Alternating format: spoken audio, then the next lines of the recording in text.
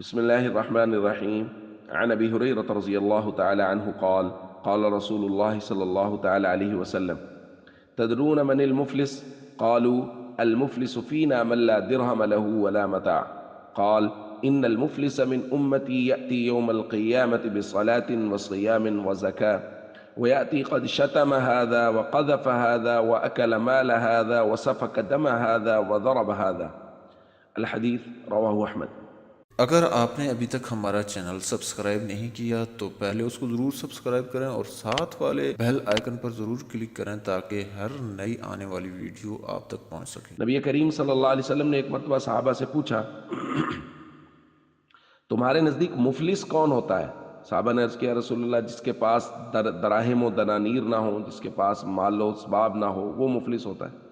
حضور نے فرمایا، میری امت کا مفلس قیامت کے دن وہ ہوگا جو نماز، روزے، زکوٰۃ لے کر آئے گا، لیکن اس نے اس ایک آدمی کو گالی دی ہوگی، کسی پر تہمت لگائی ہوگی، کسی کا مال کھایا ہوگا، کسی کا خون بہایا ہوگا، کسی کو ویسے مارا ہوگا، تو ان سب کے حقوق غصب کیے ہوں گے، تو وہ سب کے سب لوگ جن کے ساتھ اس نے زیادتیاں کی ہیں وہ آ جائیں گے اور اللہ سے شکایت کریں گے کہ اللہ تعالیٰ، اس نے ہمارا یہ حق غصب کیا ہے، اس نے ہمارے ساتھ یہ زیادتی کی ہے۔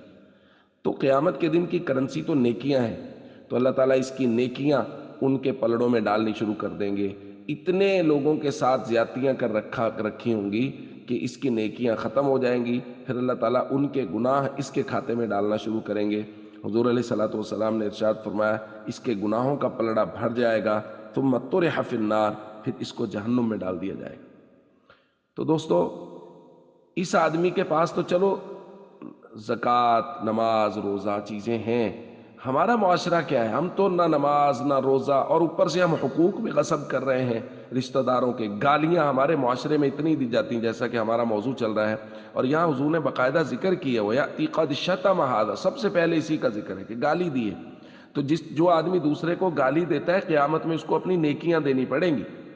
تو اس لیے، اور بے فائدہ گالی کا فائدہ کیا ہے؟ اگر کوئی آدمی اپنی زبان سے گالی دیتا ہے، اپنے آپ کو سمجھانے والی بات ہے، اور کس قدر برا لگتا ہے انسان جب اس کی زبان سے گالی نکلتی ہے۔ اس لیے اپنی زبان سے خوبصورت جملے نکالیے اور معاف کرنا سیکھیے۔ اگر کسی جگہ کسی کی طرف سے زیادتی، قطعاً گالی نہ دیجیے، کسی کے ساتھ زیادتی نہ کیجیے، خدا نخواستہ ہمیں اپنی نیکیاں قیامت کے دن اس کے بدلے میں نہ دینی پڑے۔ السلام علیکم ورحمۃ اللہ وبرکاتہ۔